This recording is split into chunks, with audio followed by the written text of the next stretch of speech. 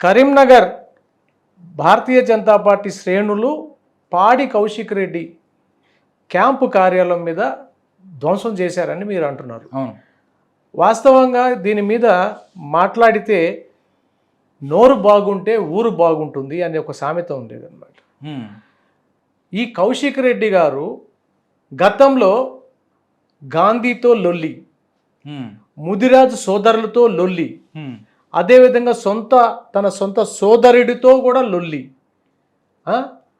అదేవిధంగా హీరో రాజశేఖర్ భార్యతో లొల్లి, ఇంతమందితో లొల్లి పెట్టుకొని ఆయన నోరు అదుపులో పెట్టాల్సినటువంటి బీఆర్ఎస్ పార్టీ అదుపులో పెట్టకపోగా మళ్ళీ తిరగా ఈరోజు నన్ను చంపబోతున్నారు అనేటువంటి వ్యాఖ్యలు అయితే పాడి కౌశిక్ రెడ్డి చేసిండో అది చాలా పిరికితనమైనటువంటి వ్యాఖ్యలు, జుగుప్సాకరమైనటువంటి వ్యాఖ్యలు.